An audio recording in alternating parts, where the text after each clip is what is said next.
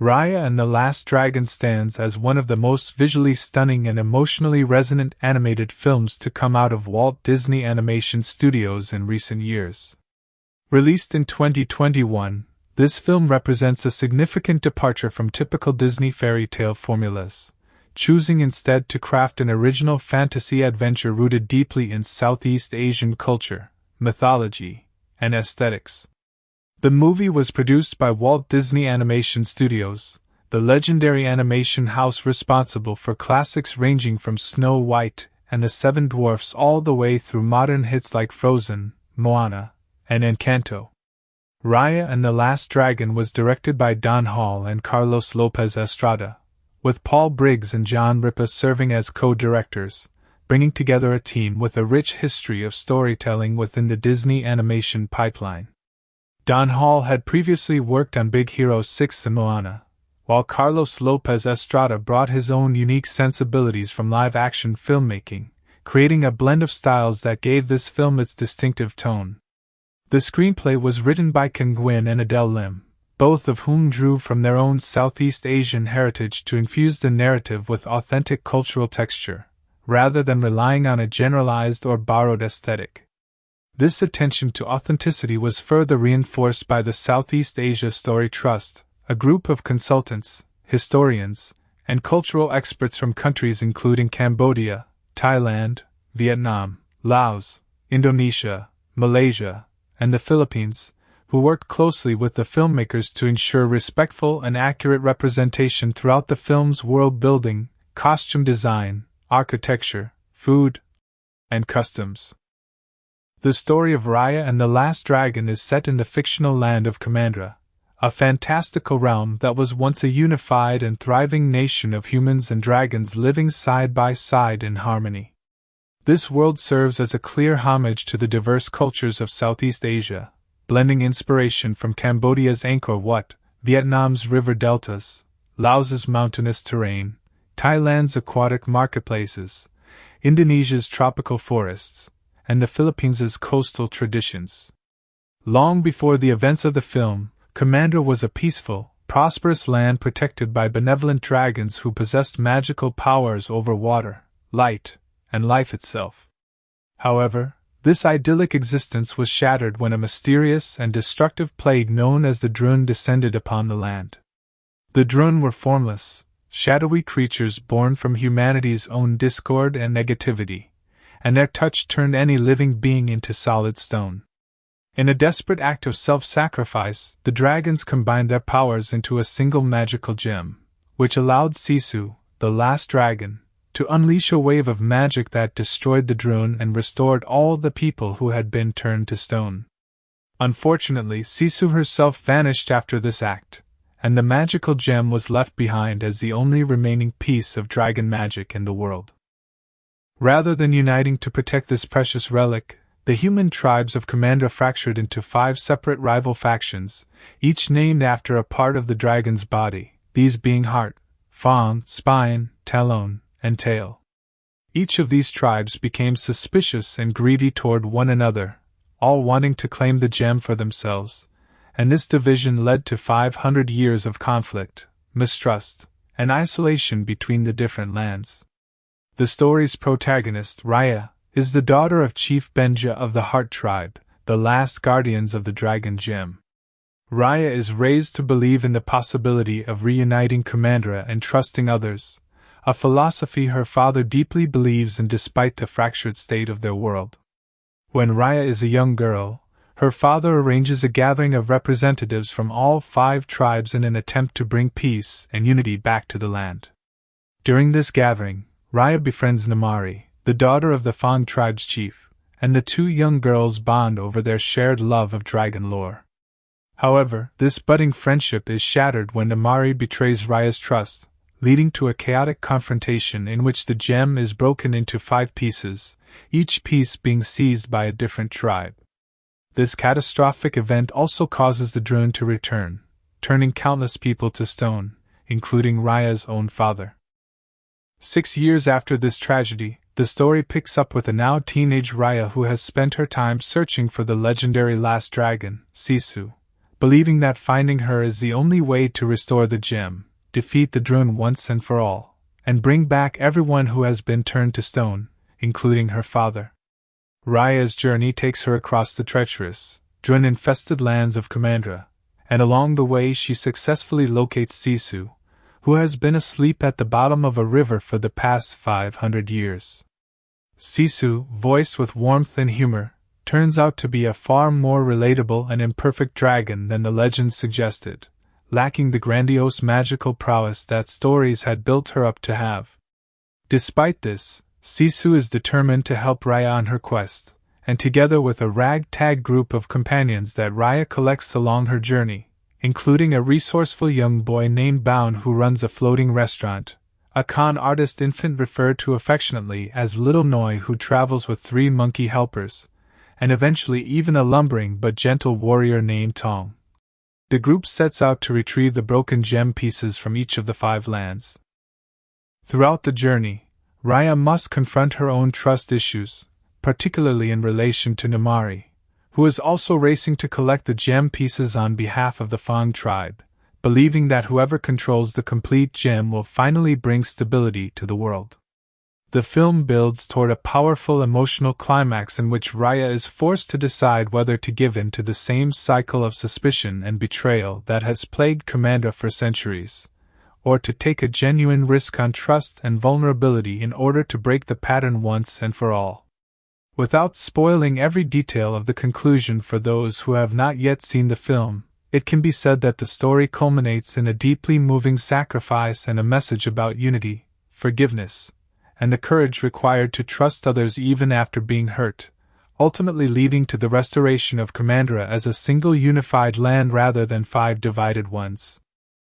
The voice cast of Raya and the Last Dragon is filled with talented performers who brought this world to life with nuance and heart. Kelly Marie Tran, known for her role in the Star Wars sequel trilogy, voices Raya, delivering a performance that captures both the character's guarded toughness and her underlying vulnerability.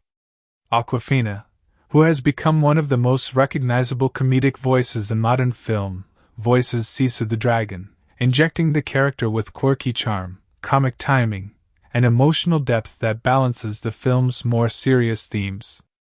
Gemma Chan lends her voice to Namari, portraying the complexity of a character who is not simply a villain but rather a product of her own upbringing and circumstances, someone whom the audience is meant to understand and even sympathize with despite her actions. Daniel Dae Kim voices Chief Benja, Raya's father, bringing gravity and warmth to a character whose belief in unity serves as the emotional backbone of the entire story.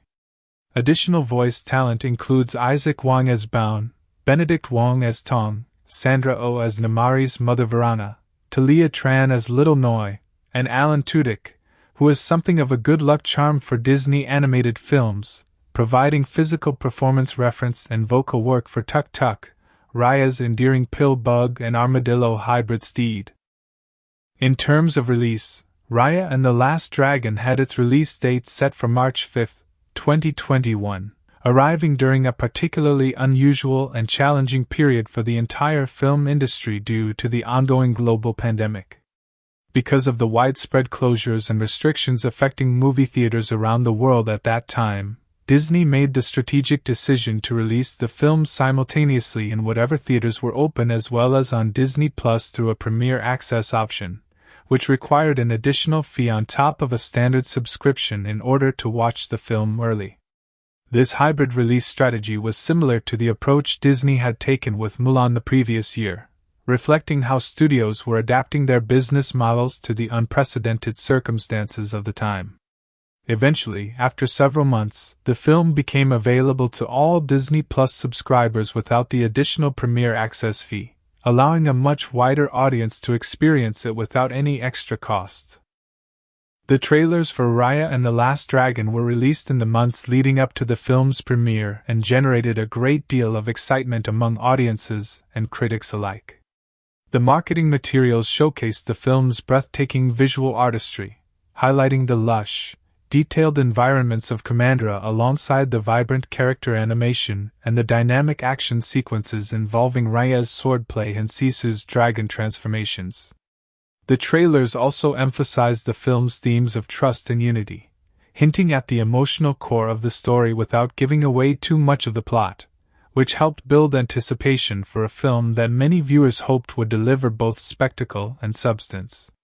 Critics who reviewed the film generally praised its gorgeous animation, its refreshing setting inspired by Southeast Asian culture rather than the more commonly explored European or East Asian influences seen in prior Disney productions, as well as its strong voice performances and its willingness to explore mature themes such as generational trauma, the cyclical nature of distrust, and the difficult process of rebuilding relationships after betrayal. The film was also recognized for its technical achievements, including its detailed water and fire effects, and it received nominations at major awards ceremonies, including an Academy Award nomination for Best Animated Feature. Beyond its narrative and visual accomplishments, Raya and the Last Dragon holds a significant place in Disney's history as one of the studio's most culturally specific projects, standing alongside films like Moana and Encanto in its commitment to representing underrepresented cultures with care and authenticity.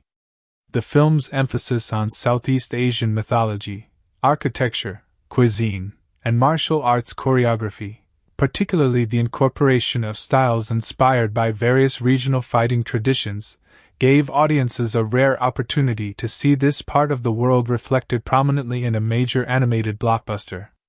The film's themes resonate on a universal level as well, exploring how societies can become fractured through fear and suspicion, and how healing that fracture requires individuals to take the first difficult step toward vulnerability and trust, even when there is no guarantee that trust will be honored in return. This message felt particularly poignant given the global circumstances during which the film was released, a time marked by division and uncertainty on a worldwide scale, and many viewers found the story's themes of unity and hope to be especially meaningful during that period. Raya and the Last Dragon ultimately succeeds as both a visually dazzling adventure film and a thoughtful exploration of trust, community, and healing. It combines the action and humor expected of a major animated feature with a genuinely mature emotional core, making it a film that resonates with both younger audiences drawn in by its adventure and older audiences who appreciate its deeper commentary on human nature and societal division. Between its gorgeous world building rooted in real cultural history, its memorable and well-rounded characters, and its heartfelt message about the courage it takes to trust again after being hurt, Raya and the Last Dragon has earned its place as one of the more distinctive and meaningful entries in Disney's animated catalog. Raya and the Last Dragon, the complete story. Long before the world knew division, the land of Kumandra existed as a single, unbroken paradise where humans and dragons lived together in perfect harmony. This was not simply a peaceful coexistence but something far deeper, a partnership built on mutual respect and shared purpose. The dragons of Kumandra were magnificent, benevolent beings who moved through water and sky with a kind of magic that brought life and prosperity wherever they went. They controlled rain for the crops, they calmed rivers so that boats could travel safely, and they filled the land with a sense of wonder that made humans feel protected and cared for. Among these dragons, one stood out for her warmth, her curiosity, and her unshakable optimism about the world and the people in it. Her name was Sisu, and though she was not the most powerful or the most revered of the dragons, she possessed a rare gift for finding joy and connection in even the smallest things. This golden age of unity did not last forever. From the shadows of the world emerged a plague unlike anything Kumandra had ever faced, an affliction known as the Druun. These creatures were not born of any natural cause but instead grew out of humanity's own capacity for discord, distrust, and greed. They resembled a rolling, purple-tinged storm cloud, shapeless and relentless, moving across the land and turning every living thing they touched into cold, lifeless stone. Villages fell silent within moments of the Druun's arrival. Families were frozen mid-motion, caught in whatever ordinary act they had been performing when the plague swept over them. No weapon could stop the Druun, no wall could hold them back, and no army could defeat them through strength alone. because they were not a physical enemy in the way that beasts or invading soldiers might be. They were an embodiment of humanity's worst impulses given terrible form, and the only thing capable of standing against them was magic. As the Druun spread across Kumandra with terrifying speed, turning more and more of the population to stone, the dragons made the ultimate sacrifice. Recognizing that the only way to save what remained of the world was to combine every ounce of their collective power into a single force, the dragons funneled their magic into one dragon, entrusting her with the responsibility of saving everyone. That dragon was Sisu. Though she had never been considered the strongest or most capable among her kind, the other dragons believed in her heart and her determination, and so it was Sisu who carried the combined magic of all dragonkind into the final confrontation with the Druun. In an extraordinary burst of light and power, Sisu unleashed this magic across the land, and in an instant, every person who had been turned to stone was restored to life. The Druun themselves were destroyed, banished from the world they had nearly annihilated. But this victory came at a devastating cost. All of the dragons, save for Sisu herself, had been turned to stone in the process of channeling their power, their forms becoming frozen statues scattered throughout the land. And Sisu, having given everything she had to save the world, vanished entirely, her fate unknown even to the humans she had saved. In the aftermath of this cataclysmic event, the only remnant of dragon magic left in the world was a single, glowing gem, humanity's last connection to the beings who had sacrificed everything for their survival. Rather than uniting to protect this precious relic and honor the memory of the dragons, the human tribes of Kumandra turned against one another. Fear, greed, and suspicion took hold, and the once unified land splintered into 5 separate nations, each shaped like a part of the mythical dragon's body and each desperate to control the gem for themselves. These lands became known as Heart, shaped like the dragon's chest and home to the most fertile farmland and the gem's original keepers, Fang, sharp and aggressive, controlling the most militarized and wealthy region, Talon, a bustling floating market known for its cunning traders, Spine, a harsh and unforgiving frozen mountain range inhabited by fierce warriors, and Tail, a desert land of nomads and scavengers. For 500 years, these 5 nations existed in a fractured state of mutual distrust, each believing that the others could not be trusted with the gem's power, and each secretly hoping to seize it for themselves. Kumandra as a united name and united identity faded into legend, remembered only in old stories told to children at bedtime. It was into this fractured world that Raya was born, the daughter of Chief Benja, ruler of the Heartlands and the sworn guardian of the Dragon Gem. Unlike many of his contemporaries who had grown cynical and suspicious after centuries of conflict, Benja held onto a different vision for the future.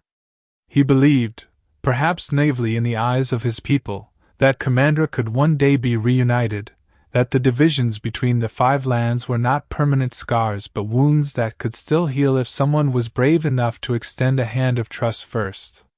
He raised his daughter Raya with this same philosophy, training her not only in the physical skills of combat and survival but instilling in her a deep sense of hope for what the world could become if people were willing to let go of their fear.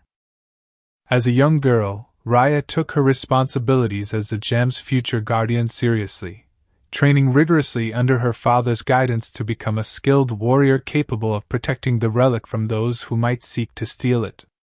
Her father decided that the time had come to test his long-held dream of reunification, and so he organized a historic gathering, inviting representatives from all 5 lands to come to Heart and negotiate the possibility of peace. This was an enormous risk, as centuries of animosity meant that trust between the nations was practically non-existent, but Benja believed that someone needed to take the first step. The representatives of Fang, Spine, Talon, and Tail arrived at Heart's temple, each eyeing the others with suspicion, each secretly hoping to gain some advantage from the gathering rather than genuine peace. During this tense meeting, Raya, still just a child at this point, found herself drawn to Namari, the daughter of Fang's ruling family, who had arrived alongside her mother, the formidable chief Virana. Unlike the wary adults around them who watched each other with calculating eyes, Raya and Namari discovered an unexpected kinship in their shared fascination with dragons and their belief that these legendary creatures deserved more respect than they were currently receiving in the divided world. The two girls broke away from the tense political proceedings to explore the temple together, eventually finding their way to the chamber where the dragon gem itself was kept, glowing with a soft, mystical light. In this private moment, away from the watchful eyes of the adults, Raya made the choice to trust Namari completely, revealing to her the location of a hidden map that led to the gem's chamber, a secret that had been passed down through generations of Heart's guardians. This was a profound act of vulnerability from a girl who had been raised to be cautious, but her father's teachings about the power of trust had clearly taken root, and in that moment, she believed she had found a true friend who shared her vision for a united future. However, this fragile bond was shattered almost immediately. Namari, whether acting on her own initiative or under some unspoken understanding of her duty to her nation, revealed that she had been secretly trained as a warrior and had used the opportunity of their friendship to gain access to the gem chamber with the intention of stealing the relic for Fang. When Raya realized the depth of this betrayal, a physical confrontation broke out between the two girls, drawing the attention of the other tribal representatives who rushed to the chamber upon hearing the commotion. What had been intended as a historic step toward peace rapidly devolved into chaos, as representatives from all 5 nations, each fearing that their rivals were about to seize the gem for themselves, began fighting over the relic. In the ensuing struggle, the gem was struck and shattered into 5 distinct pieces, each piece falling into the hands of a different tribe amid the confusion. The destruction of the gem had catastrophic consequences that extended far beyond the political fallout of a failed peace summit. Because the gem's magic had been the only barrier holding back the return of the Druun, its shattering allowed the deadly plague to re-emerge instantly, sweeping through the temple and the surrounding areas with the same terrifying speed and destruction as 500 years before.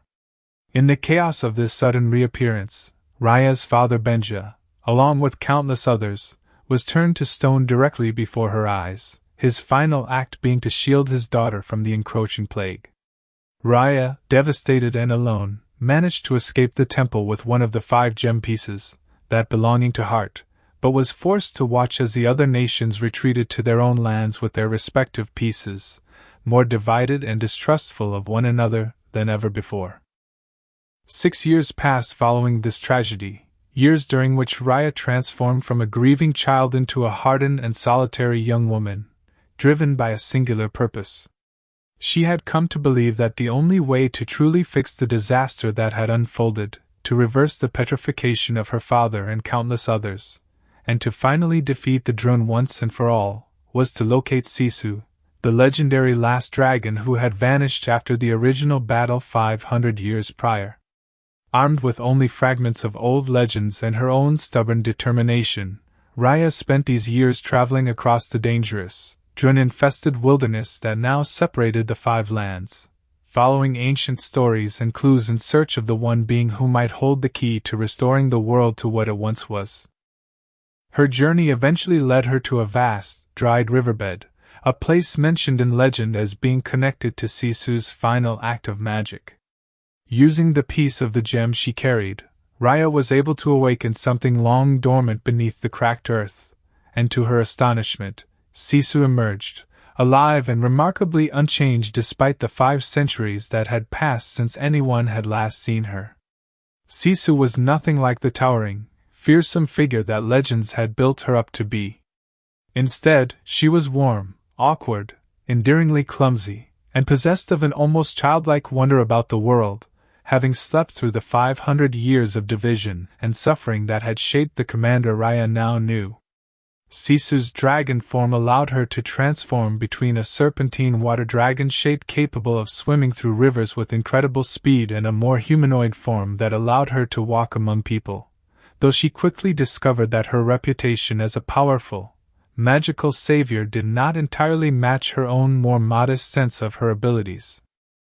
Despite her initial confusion and self-doubt about whether she was truly capable of fulfilling the legendary expectations placed upon her, Sisu quickly agreed to help Raya on her quest, driven by her own guilt over having been unable to prevent the division of Kumandra and her genuine desire to see the world healed. Together, the unlikely pair set out to track down the remaining 4 pieces of the dragon gem, reasoning that if all 5 pieces could be reassembled, the combined magic might be powerful enough to finally defeat the Druun permanently and restore everyone who had been turned to stone, including Raya's father. Their journey first took them to Tail, the desert region that had become a lawless, scavenger-filled wasteland since the return of the Druun forced its population into hiding within massive stone structures shaped like giant dragon heads. It was here that they encountered Baun, a resourceful and street-smart young boy who ran a small floating restaurant boat despite his young age, having lost his family to the Druun and learned to survive through his own wits and hard work. Baun agreed to help guide Raya and Sisu through the dangerous Tail wilderness in exchange for their assistance, and it was during this leg of the journey that the group discovered the gem piece belonging to Tail had already been stolen by a mysterious thief working for a rival party.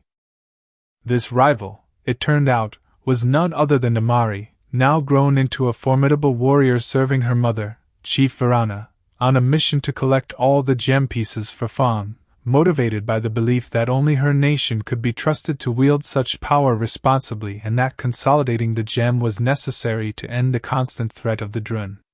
The reunion between Raya and Namari was fraught with old wounds and unresolved anger, as Raya could not forget the ultimate betrayal that had cost her father his life and shattered her world. A tense confrontation and chase ensued as both parties raced to claim the fragments of the gem, with Raya's small crew narrowly managing to retrieve their piece before Namari's forces could seize it entirely. As their journey continued, Sisu revealed a crucial piece of information about her own dragon magic. She explained that touching a person who had been turned to stone by the Druun and had not yet fully crumbled to dust could potentially preserve a piece of that person's essence, essentially giving Raya hope that even if her father's stone form eventually eroded away entirely, there might be a way to save fragments of those she loved most through careful, deliberate acts of connection. This detail would carry significant weight later in the story, though at the time it seemed like a minor comfort amid the larger mission of collecting the gem pieces. The group's next destination was Talon, the bustling floating market land where cunning and trickery were considered essential skills for survival. Here, their journey took an unexpected turn when they encountered a small, seemingly harmless baby who turned out to be an incredibly skilled con artist, working alongside a trio of mischievous monkey-like creatures who served as her accomplices in various schemes of theft and deception.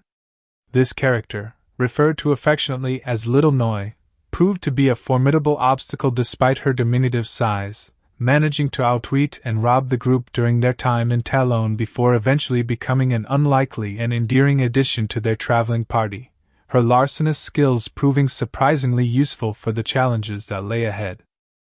It was also during their time navigating the treacherous waters and markets of Talon that the group encountered Tong, an imposing, heavily armored warrior from the Spine region who initially appeared as a fearsome and dangerous threat given his intimidating size and warrior background.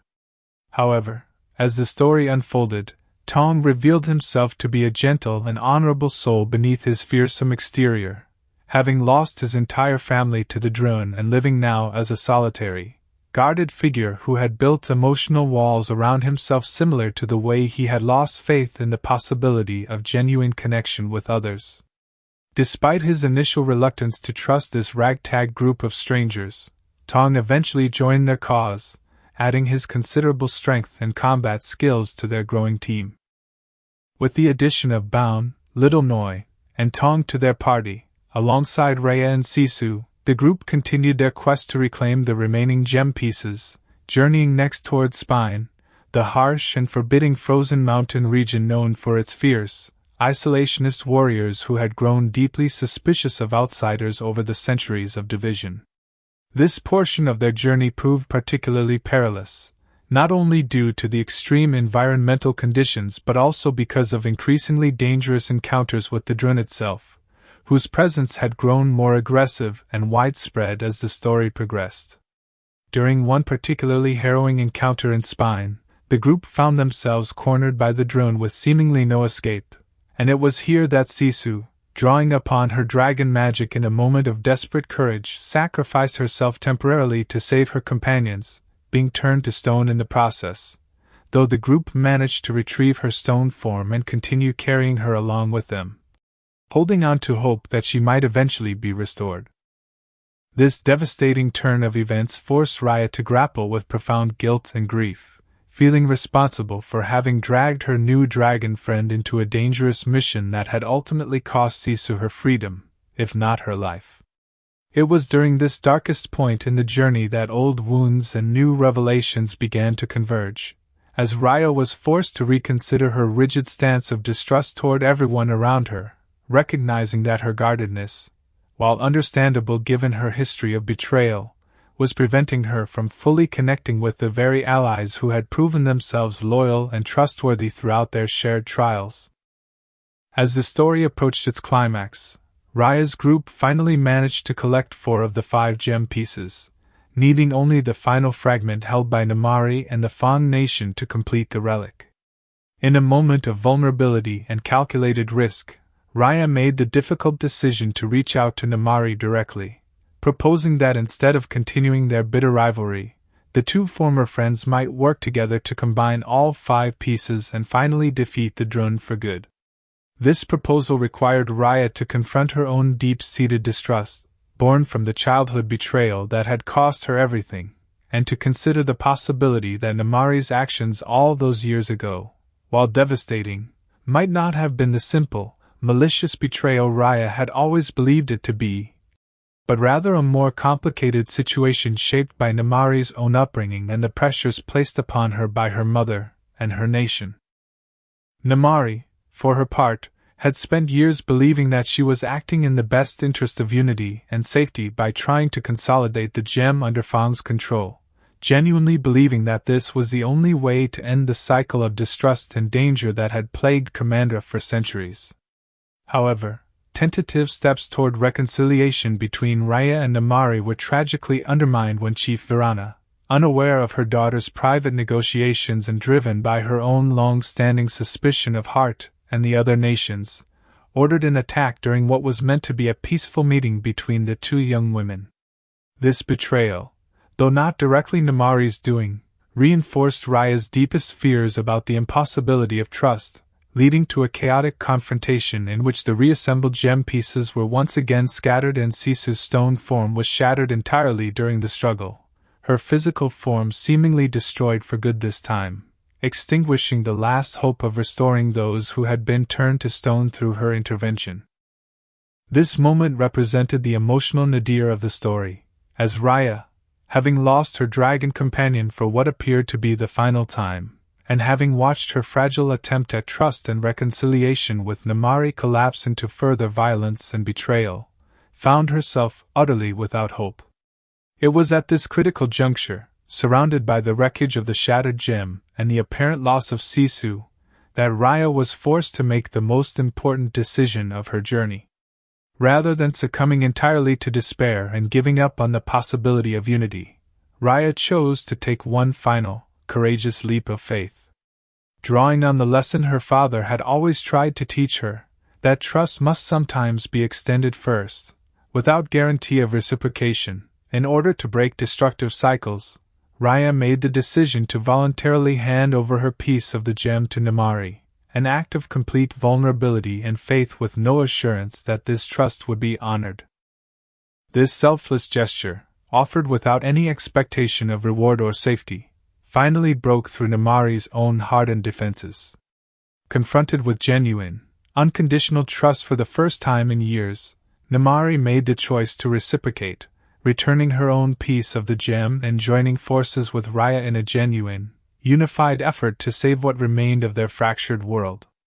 Together, representatives from multiple nations who had spent their entire lives taught to distrust and fear one another began working alongside each other, driven by this singular act of vulnerability that had finally cracked open the possibility of genuine cooperation. As the reassembled gem began to take shape once more, the group turned their attention to Sisu, whose shattered stone form lay scattered before them.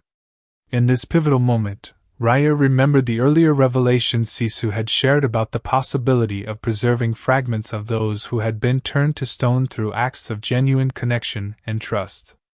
Drawing on this knowledge, and driven by her own transformed understanding of what genuine trust and sacrifice truly meant, Raya made the ultimate decision to offer herself completely to the cause, choosing to touch the remains of Sisu's shattered form and allowing herself to be turned to stone in the process, trusting entirely that her newfound allies, including Namari and the very people she had once refused to trust, would find a way to complete what she had started. This final, profound act of faith proved to be the turning point that the entire story had been building toward. Witnessing Raya's ultimate sacrifice, and moved by the transformation this act represented in terms of genuine trust between former enemies, the assembled group, now including former rivals from heart, Fang, Talon, Tail, and Spine, came together in a unified moment of collective faith and cooperation. This unity itself proved to be the missing piece that had eluded Kumandra for 5 centuries,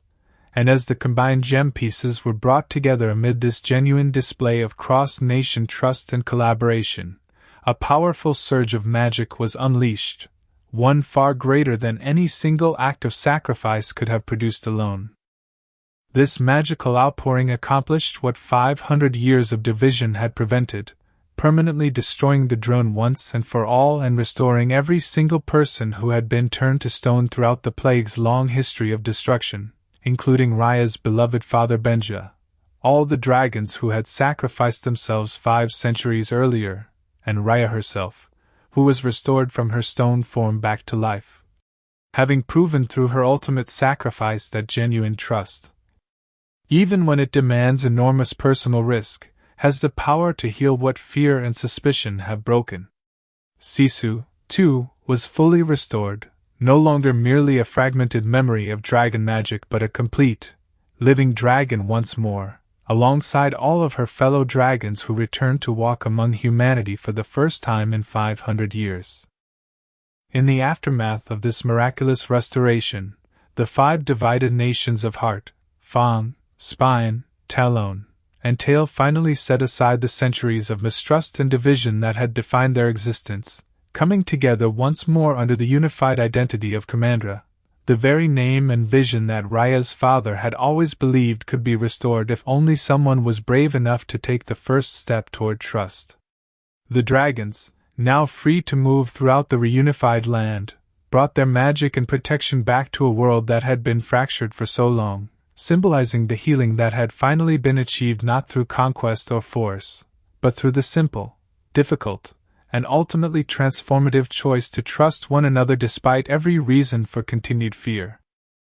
The story of Raya and the Last Dragon closes on this note of hard-won unity and hope, showing a Kumandra transformed from a land divided by suspicion into one bound together by the understanding that trust, however dangerous it might feel to extend, is ultimately the only path toward genuine healing and lasting peace. Raya's journey, from a guarded, solitary warrior driven by grief and vengeance to a leader capable of extending trust even to her former enemy, mirrors the larger transformation of the world around her, offering a powerful message about the courage required to break cycles of fear and division, and the profound rewards that can come from choosing vulnerability and connection even in the face of past betrayal and continued uncertainty. Raya and the Last Dragon, the voice cast behind the characters. The success of any animated film rests not only on its visuals and its story but on the performances of the actors who breathe life into its characters through voice alone, and Raya and the Last Dragon assembled a cast of remarkably talented performers, many of whom brought not just their acting skills but their own personal histories and cultural backgrounds to a film that placed such deep importance on authentic representation. Kelly Marie Tran, who voices the film's determined protagonist Raya, was born in California to Vietnamese immigrant parents who had fled Vietnam following the end of the Vietnam War, eventually settling in the United States and building a new life for their family. Growing up as the child of refugees, Tran often spoke in later interviews about the complicated relationship she had with her own heritage during childhood, describing a period during which she felt pressure to distance herself from her Vietnamese identity in order to fit in with the broader American culture surrounding her. Even going so far as to feel embarrassed by aspects of her family's traditions and language at various points in her youth. She attended UCLA, where she studied theater and began to hone her craft as a performer, eventually making her way into the entertainment industry through television roles and appearances in comedic web series and sketch projects before her career took a significant turn when she was cast in a major role within the Star Wars franchise, playing Rose Tico in The Last Jedi and The Rise of Skywalker. This casting was historic in its own right, making Tran the first woman of color to play a leading role in a Star Wars film, a distinction that brought with it both tremendous opportunity and, unfortunately, a wave of intense and often racially charged harassment from certain corners of the fandom, an experience that Tran has spoken about candidly, describing how the online abuse she received affected her mental health and led her to temporarily step back from social media altogether. Rather than allowing this experience to silence her, Tran later wrote publicly about reclaiming her sense of self-worth and her pride in her identity, and she has since become an outspoken advocate for greater diversity and representation within Hollywood. Her casting as the lead in Raya and The Last Dragon carried particular significance given this history, as it allowed her to return to a story deeply rooted in the same Southeast Asian heritage she had once felt conflicted about, this time centering that heritage as the very foundation of the film's world rather than treating it as a footnote. Beyond her Star Wars and Disney work, Tran has continued to build a diverse body of work across film and television, taking on roles that range from comedic to dramatic, and she has remained vocal about issues of representation, mental health, and the importance of young people from underrepresented backgrounds seeing themselves reflected authentically in mainstream media. Awkwafina, born Nora Lum, voices the dragon Sisu and brought to the role her own distinctive blend of comedic timing, warmth, and offbeat charisma that had already made her one of the most sought-after performers in Hollywood by the time Raya and The Last Dragon was released. Born and raised in Queens, New York, Awkwafina was of mixed Chinese and Korean descent, and she has spoken about growing up in a household deeply shaped by both her father's Chinese-American background and her late mother's Korean heritage, with her mother passing away when Awkwafina was still very young, an early loss that she has described as having a profound impact on her worldview and her drive as a performer. She attended the State University of New York at Albany, where she studied journalism, and during her college years and shortly after, she began building a following through self-produced music and comedic videos that showcased her irreverent sense of humor and her willingness to tackle subjects with a blend of crassness and cleverness that quickly caught the attention of audiences online.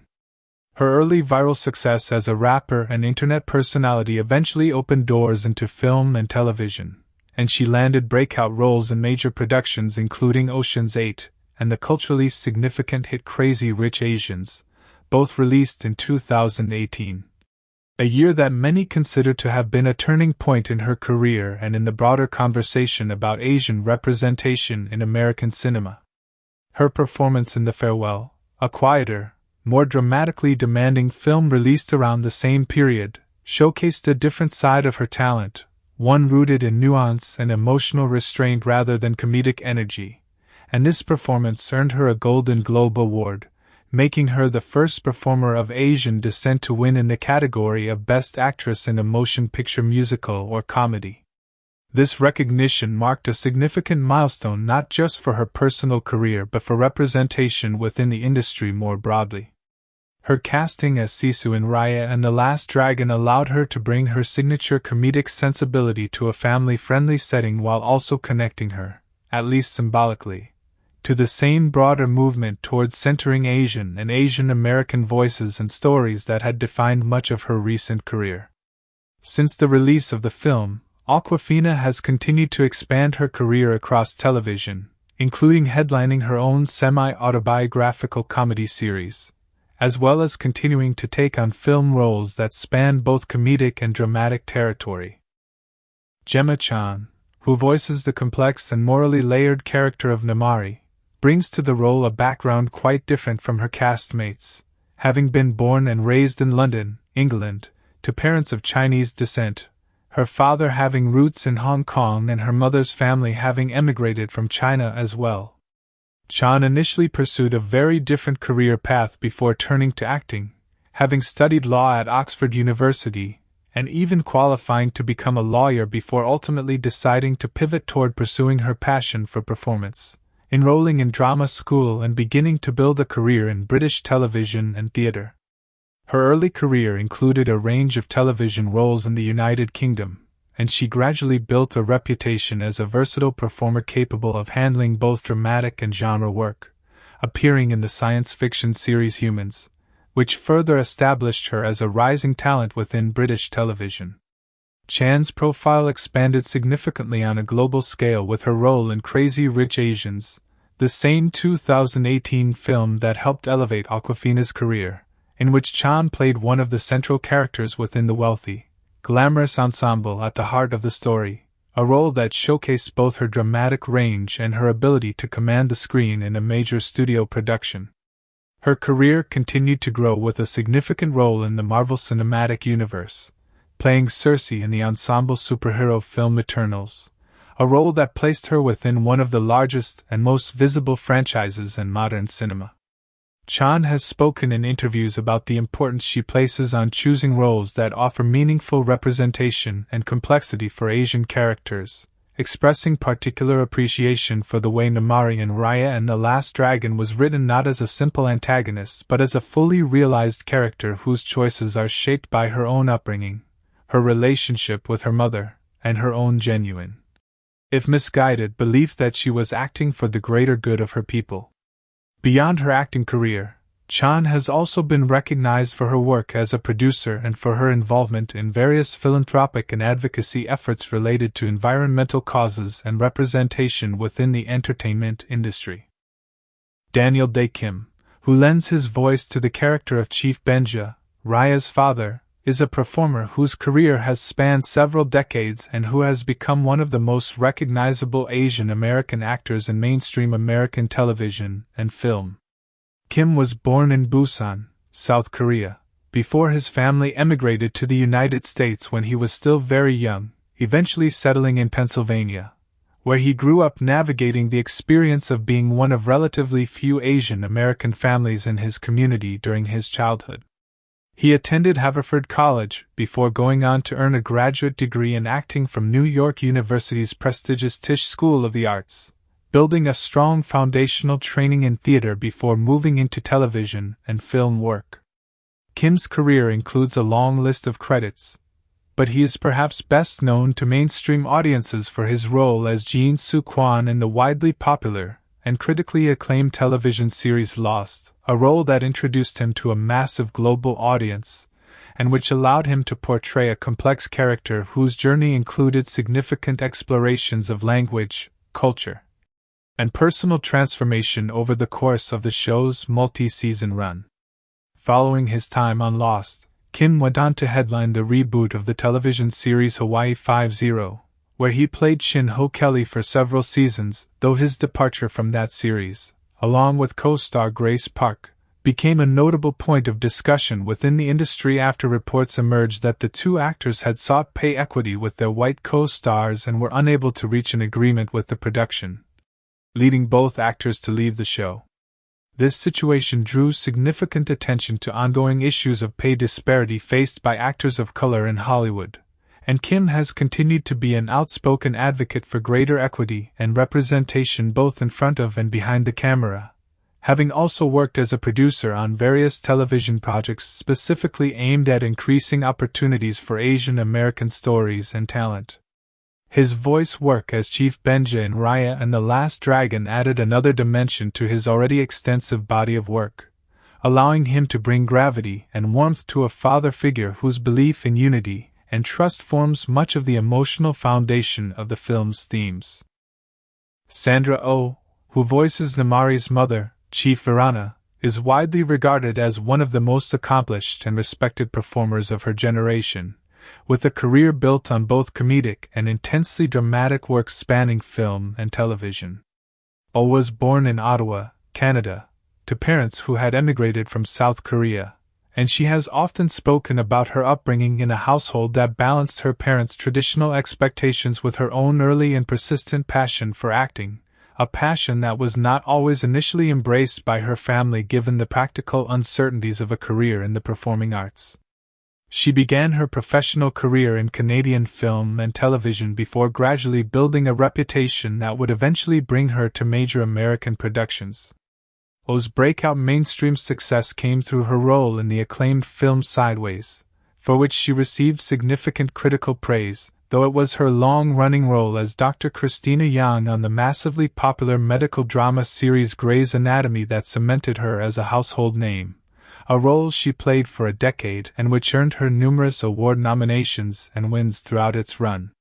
Following her departure from that series, Oh went on to star in the psychological thriller series Killing Eve, a role that many critics and industry observers considered a career-redefining performance, one that showcased her ability to bring both menace and dark comedy to a complex character locked in an obsessive game of cat and mouse with an assassin.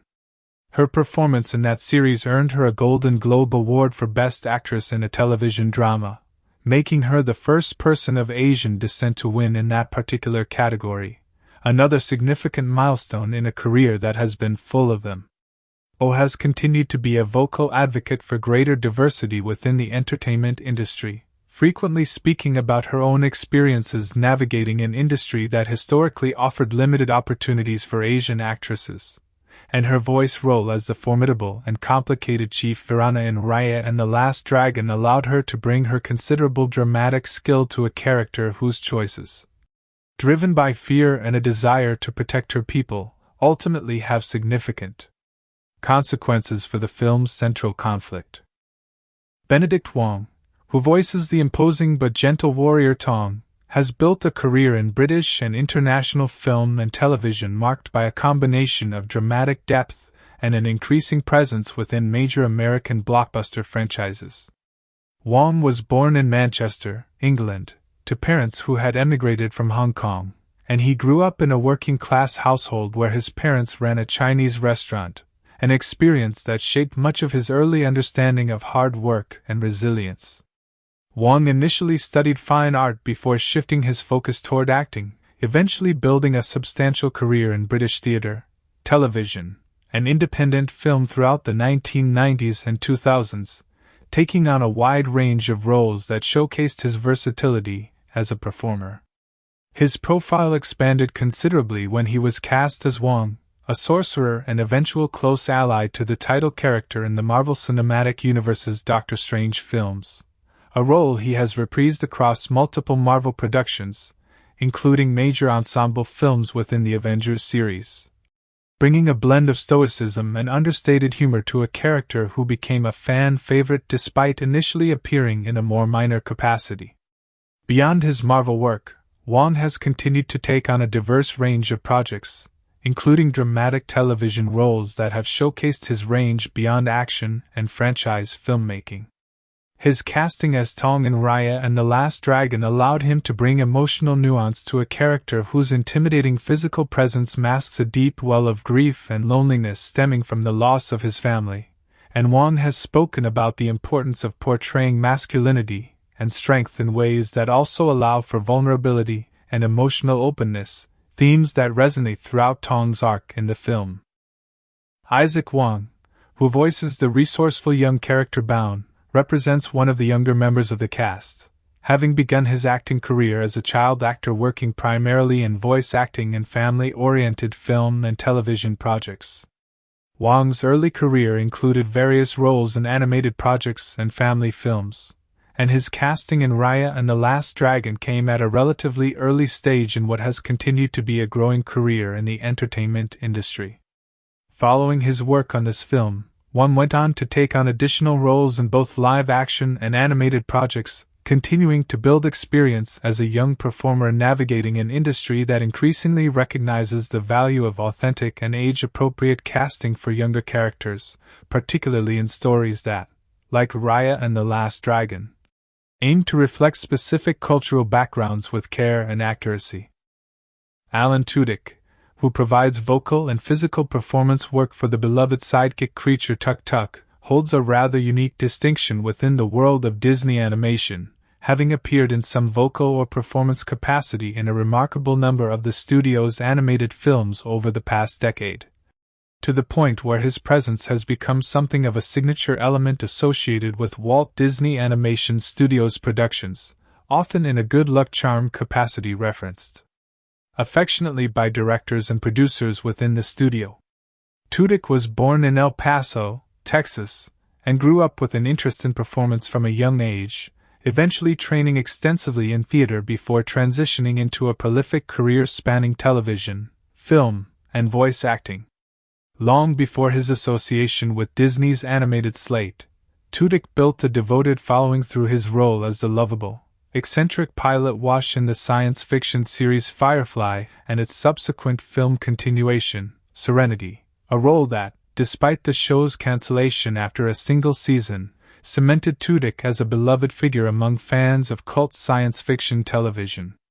He has continued to build a diverse career across genres, taking on both live-action roles in film and television and an increasingly prominent presence in voice acting work, including significant roles in other major animated franchises.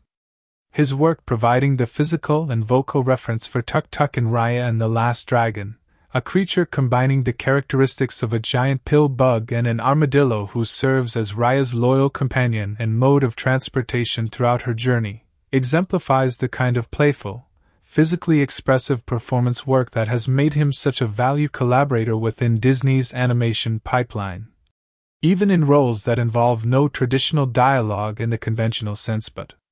instead rely on physical comedy and vocalized sounds to convey character and emotion. Taken together, the voice cast of Raya and the Last Dragon represents a remarkable convergence of talented performers, many of whom share personal connections to the immigrant experience, to navigating dual cultural identities, and to breaking barriers within an industry that has historically underrepresented Asian and Asian American voices and stories. Each performer brought not just technical skill but genuine personal investment to a film that placed such significant emphasis on cultural authenticity, and their collective histories, marked by both struggle and groundbreaking achievement, mirror in many ways the film's own themes of identity, heritage, and the courage required to be seen fully and authentically in a world that does not always make space for that kind of visibility. Raya and the Last Dragon, behind the budget and the laughter on a remote, made epic. Raya and the Last Dragon holds a fascinating place in film history not only because of its story and its cultural depth but also because of the truly unusual circumstances under which it was made. This was a film built almost entirely during a global pandemic, a period when the traditional processes of animation production, voice recording, and creative collaboration were completely upended, forcing the entire team at Walt Disney Animation Studios to reinvent how a major theatrical release could be brought to life without anyone ever stepping foot in the same room together. Understanding the financial scale of the project alongside the lighter, more human moments that emerged from this strange production environment gives a much fuller picture of what it actually took to bring Kumandra to the screen. In terms of budget, Raya and the Last Dragon was produced with a total cost of approximately $100 million, a figure that places it solidly within the range of a major studio animated tentpole, though notably less extravagant than some of Disney's biggest recent releases such as Frozen 2, which carried a budget in the neighborhood of $150 million. This budget covered the enormous scope of work required to build an entirely original fantasy world from scratch, one that did not have the benefit of an existing brand, a beloved book series, or a well-known fairy tale to lean on for audience familiarity. Every single element of Kumandra, from its 5 distinct geographic regions to its architecture, its costumes, its food, its dragons, and its magic system, had to be conceptualized and rendered completely from the ground up, which is an inherently more expensive and labor-intensive process than adapting an already established story.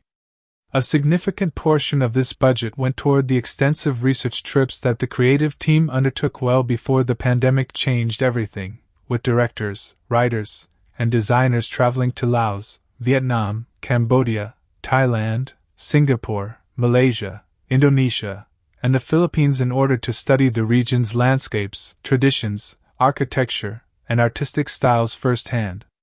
These research trips were considered essential to the authenticity of the film, allowing the team to draw inspiration directly from real rivers, temples, marketplaces, and cultural practices rather than relying on second-hand or stereotypical depictions, and this level of first-hand cultural immersion does not come cheap when applied across a team of this size working on a production of this scale. Once the pandemic struck in early 2020, the financial picture of the film became complicated in a completely different way, as the entire production had to pivot to a remote workflow almost overnight. Rather than operating from the traditional animation studio environment where hundreds of artists, animators, and technicians would typically work side by side, the production was forced to disperse across more than 400 individual homes, with employees setting up makeshift workstations in bedrooms, living rooms, garages, and even closets. This shift required an entirely new logistical and technical infrastructure, as computers, monitors, and specialized animation software needed to be shipped to and set up in employees' homes, and secure remote systems needed to be built to allow this sensitive and enormous creative project to continue moving forward without any of the traditional safeguards of an in-person studio pipeline. This unusual circumstance undoubtedly added its own layer of cost and complexity to the production, even if it did not necessarily balloon the overall budget beyond its original scope, since Disney was still largely able to complete the film within a similar financial framework despite the massive disruption to how the work actually got done. When it came to the theatrical release, the film's box office performance was directly affected by the pandemic conditions under which it launched. Because many major theater chains in North America, including large chains that controlled a significant share of available screens, declined to accept Disney's proposed rental terms for the film's day and date release alongside its Disney Plus Premier Access launch, the movie opened in a more limited number of theaters than a typical Disney animated release would expect. This resulted in a domestic and international box office total that fell short of covering its full budget through theatrical earnings alone, though the film's Premier Access streaming revenue on Disney Plus provided an additional and significant revenue stream that traditional box office reporting does not fully capture. Since audiences were also paying an additional access fee directly to Disney Plus to watch the film early rather than waiting for a theatrical viewing or a later, ungated, streaming release. This dual release strategy, while financially complicated to fully evaluate, was seen at the time as a necessary and pragmatic response to an industry in crisis, allowing Disney to still generate meaningful revenue from the film despite the extraordinary disruption to normal moviegoing habits happening around the world. Turning to the more lighthearted side of the production, the process of recording the voice performances for Raya and the Last Dragon produced no shortage of amusing and memorable moments, many of which stem directly from the strange new reality of asking professional actors to become their own sound engineers overnight. Under ordinary circumstances, voice actors record their lines inside professionally soundproofed recording booths at a studio, surrounded by trained sound engineers and directors who can immediately catch any technical issues, adjust microphone placement, or troubleshoot problems as they arise. During the production of this particular film, however, the entire voice cast found themselves needing to construct their own version of a recording studio at home, often using nothing more than blankets, pillows, closets full of hanging clothes, or specially shipped portable sound tents in order to dampen the echo and outside noise in personal spaces never designed for professional audio work.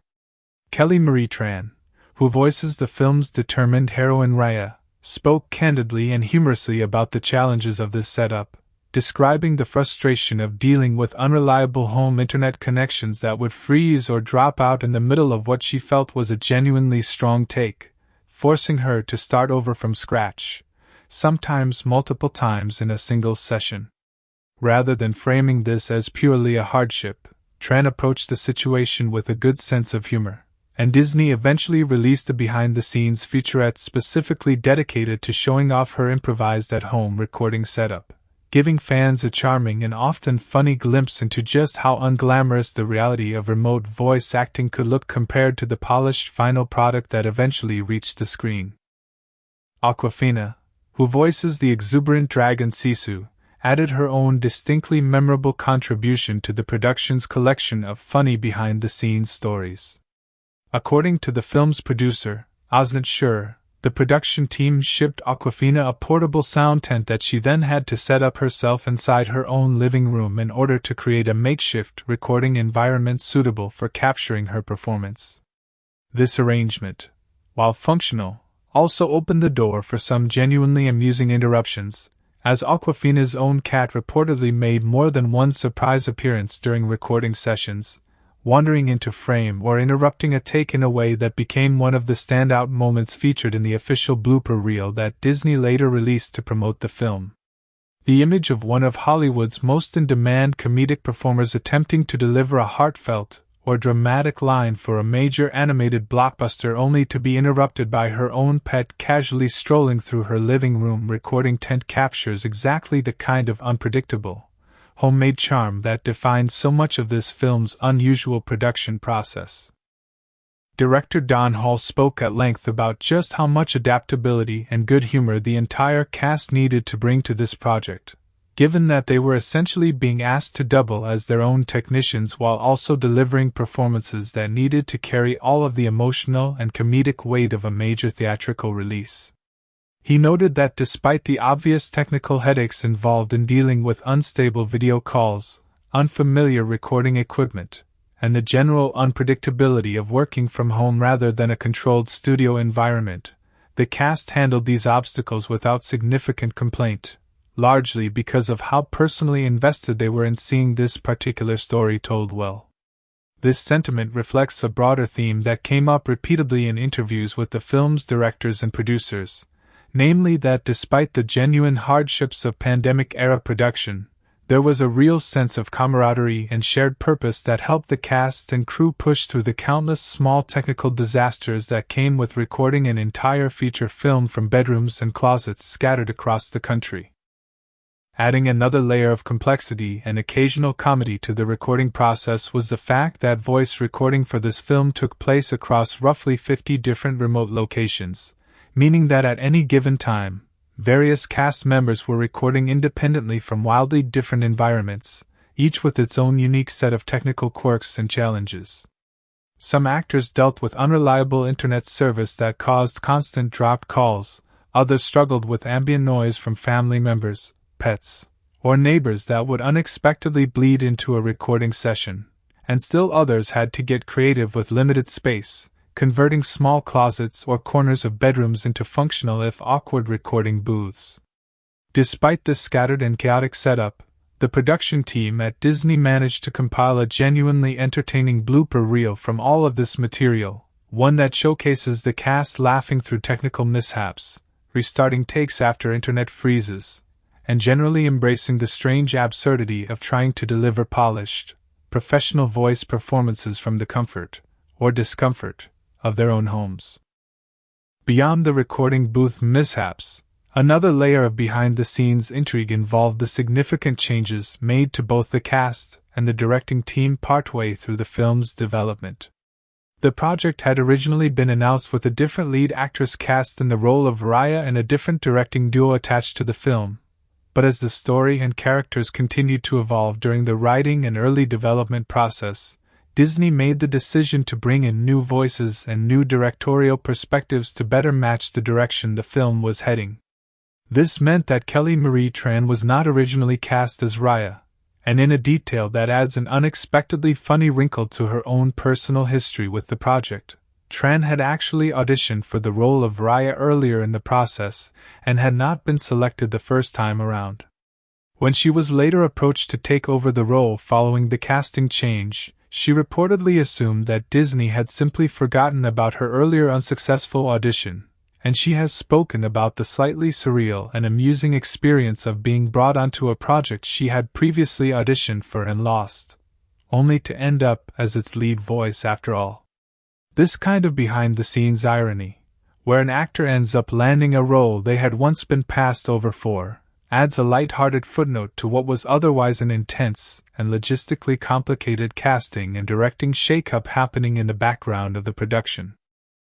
Adding to the unusual and slightly comedic atmosphere of secrecy surrounding the project, Disney made the decision to keep each voice cast member's involvement in the film hidden not just from the public but from their own castmates for a significant stretch of the production. Actors were brought on individually, recorded their lines separately, and in some cases did not even know which of their fellow performers had been cast in other roles until they either stumbled upon this information by accident or were formally told by the studio later in the process. This meant that for a period of time, some of the film's principal cast members were essentially in the dark about who exactly they were sharing the screen with, leading to moments of genuine surprise and amusement when actors eventually discovered which of their peers and colleagues had also signed on to bring this particular story to life. Given how tightly knit the world of Hollywood voice acting can be, with many performers running in overlapping professional and social circles, this deliberate secrecy created an atmosphere almost like a surprise reveal party unfolding gradually over the course of the production. Rather than the typical situation where an ensemble cast is announced together, and everyone involved already knows exactly who their fellow collaborators will be from the outset. The overall tone that emerges from these various behind-the-scenes accounts is one of genuine warmth and resilience in the face of what could have easily been an exhausting and demoralizing production environment. Rather than allowing the isolation and technical headaches of remote recording to drain the energy out of the project, the cast and crew appear to have leaned into the absurdity of the situation, finding humor in dropped calls, wandering pets, closet recording booths, and shaky home internet connections, and channeling that resilience into a finished film that many critics praised specifically for its warmth, its humor, and its emotional sincerity. It is a particularly fitting outcome for a story that is fundamentally about finding connection and unity even when circumstances seem to be actively working against that possibility, given that the actual making of the film required this same spirit of adaptability and trust among a team that, for much of the production, was never able to be physically together in the same space at all.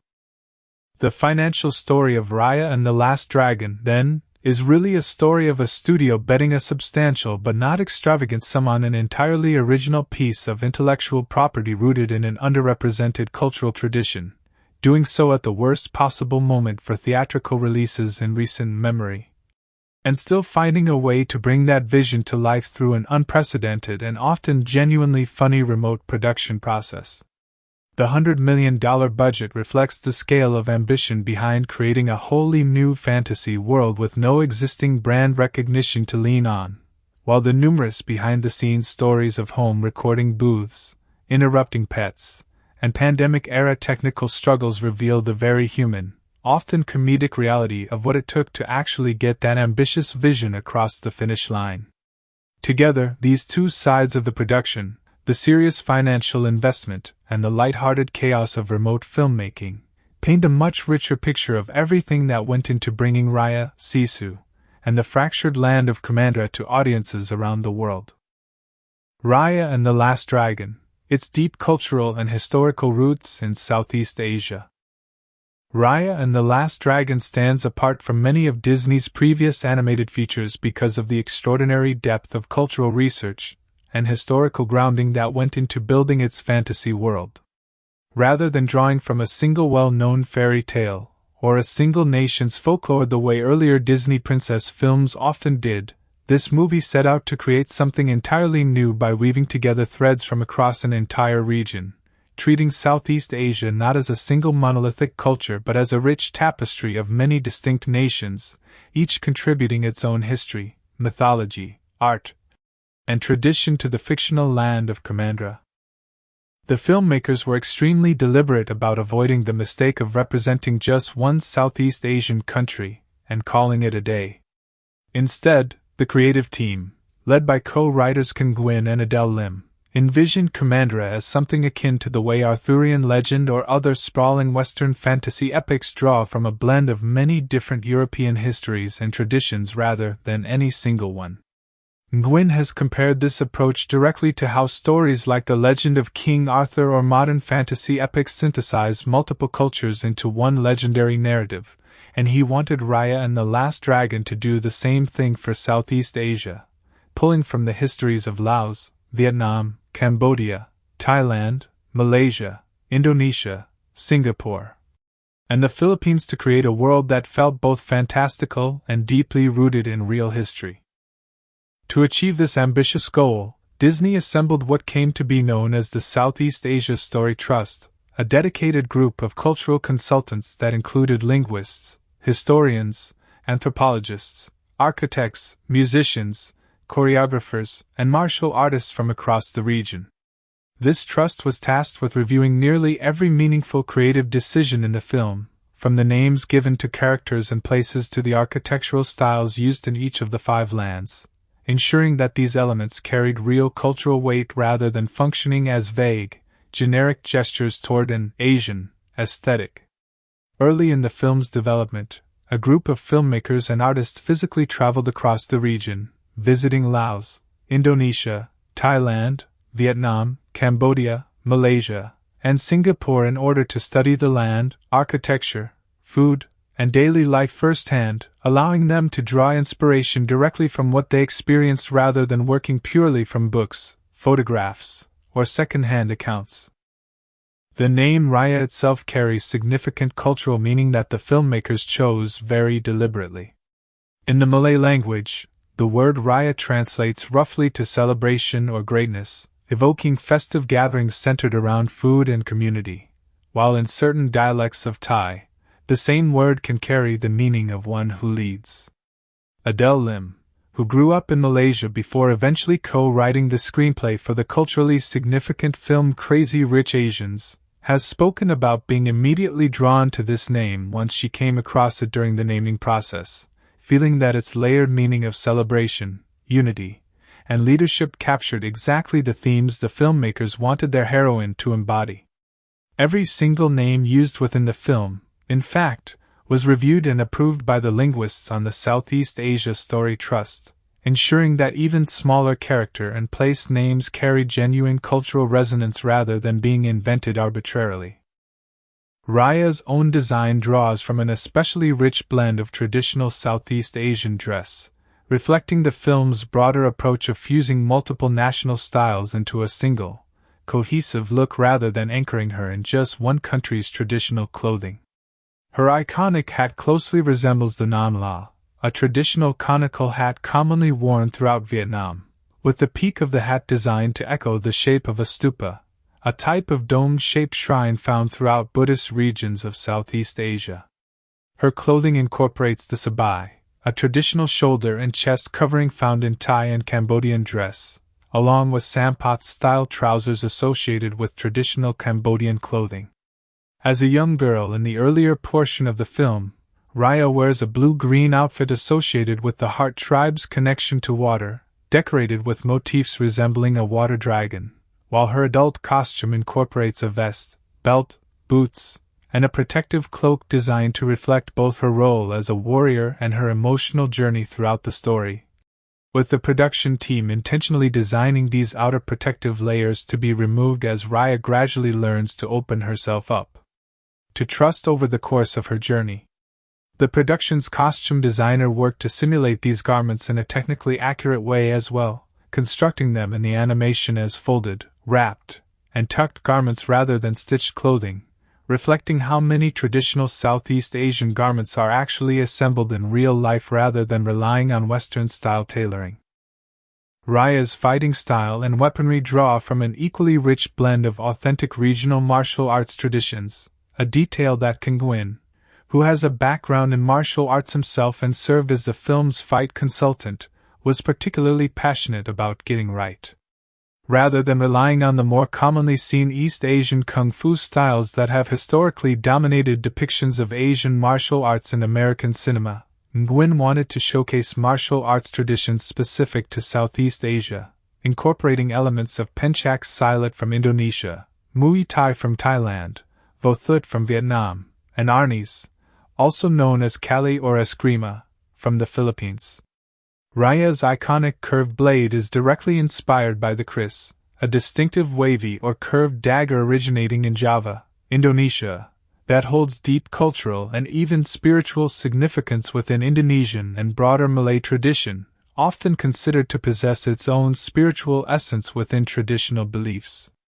Earlier in the film, during her training sequences with her father, Raya wields a pair of sticks in a style directly reflecting Arnis, the national martial art of the Philippines, a fighting tradition with a history stretching back centuries that was historically used both in conflicts between rival tribes and later in resistance against colonial invasion. Martial arts instructors from the Filipino community have spoken about how meaningful it felt to see Arnis represented on such a massive global platform, noting that prominent historical Filipino figures were themselves practitioners of related fighting traditions,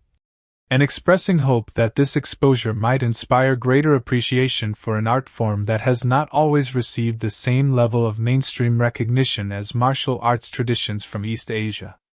Namari, Raya's rival throughout the film, was given her own distinct fighting style rooted in Muay Thai and the related Thai combat art of Krabi Krabong, reinforcing the way each character's movement and combat approach was tied to specific cultural inspirations rather than a single generic fighting style applied uniformly across the cast. The 5 fractured lands of Kumandra were each designed with distinct architectural, geographic, and cultural identities meant to reflect different real-world influences from across the region, though this approach to blending has also drawn some thoughtful critique for occasionally pulling in aesthetic elements that some viewers felt sat slightly outside the coarse Southeast Asian framing.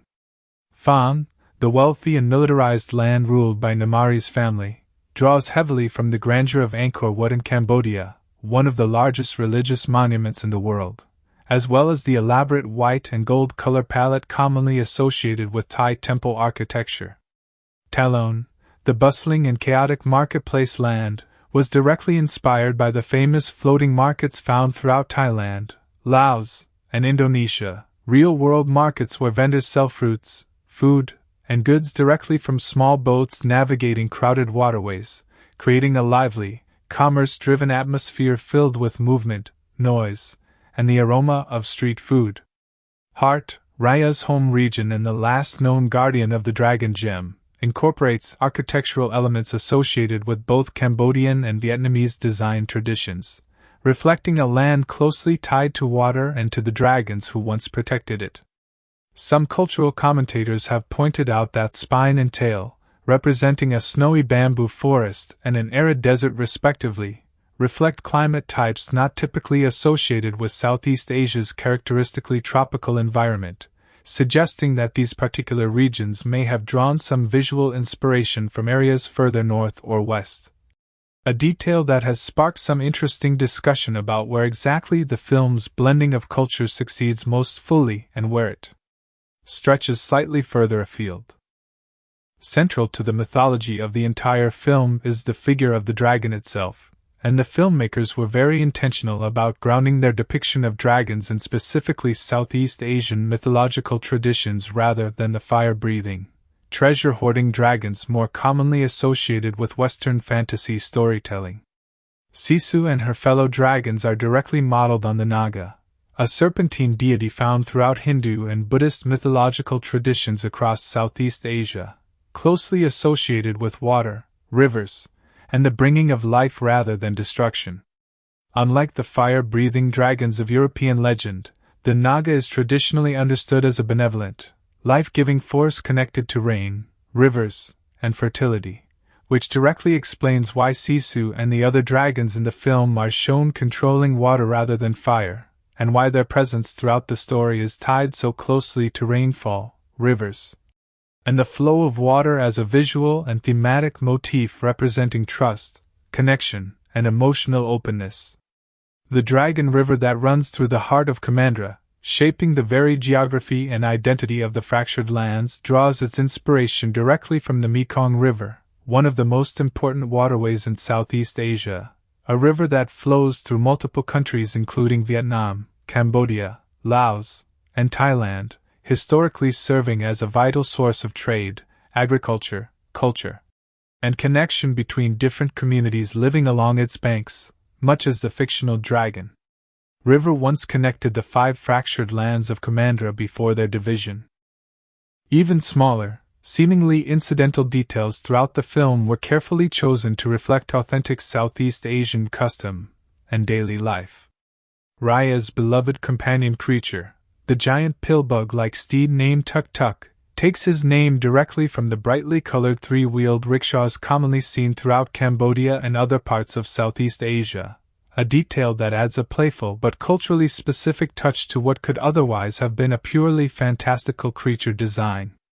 Food plays an especially prominent role throughout the film as a symbol of connection, community, and healing, reflecting the way that shared meals function as a cornerstone of social and family life across many Southeast Asian cultures. Early in the film, Raya's father Chief Benja demonstrates his belief in unity by combining ingredients from each of the 5 separate tribes into a single communal pot of soup, a scene that functions as a direct metaphor for his larger hope of reuniting Kumandra's divided people, while later in the story, Raya and her growing group of companions are shown sharing meals together during their journey, reinforcing bonds of trust and friendship through the simple, universal act of eating together. According to the film's head of story, Thai artist Fawn Virasunthorn, the food culture of Kumandra was even designed around the 5 fundamental flavors of spicy, salty, sweet, sour, and bitter, mirroring the way the 5 different tribes of Kumandra are each distinct from one another yet ultimately complement each other when brought together, much like a well-balanced dish incorporating contrasting flavors. Specific foods referenced throughout the film, including banh tet, a Vietnamese rice cake traditionally made during festive occasions, as well as glimpses of tropical fruits like durian, dragon fruit, and rambutan, further reinforced this attention to authentic culinary detail drawn directly from the region's real food traditions. Language also plays a meaningful role in grounding the film's cultural authenticity, with small but significant details woven throughout the dialogue. Raya refers to her father using the term ba, the Vietnamese word for father, a small but deliberate touch reflecting co-writer Nguyen's own Vietnamese heritage, given that his parents were refugees who fled Vietnam following the end of the Vietnam War and eventually settled in the United States.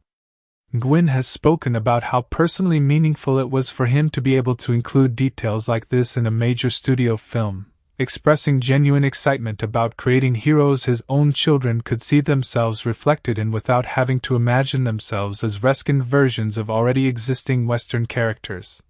but rather as entirely new heroes who simply looked and sounded like them from the outset.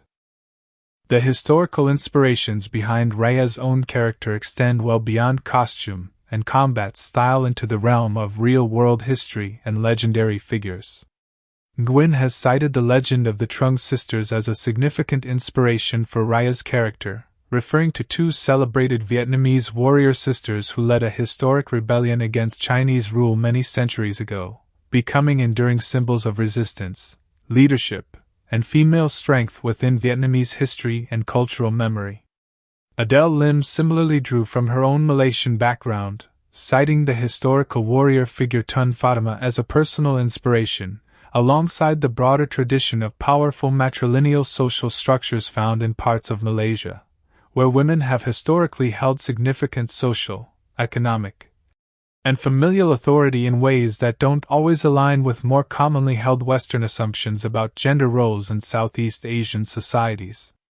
Lim has spoken about growing up surrounded by strong, assertive women within her own family and community, and she wanted Raya's toughness, sense of responsibility, and fierce loyalty to reflect that same lived reality rather than a more passive or victimized archetype sometimes seen in earlier depictions of Asian female characters in Western media.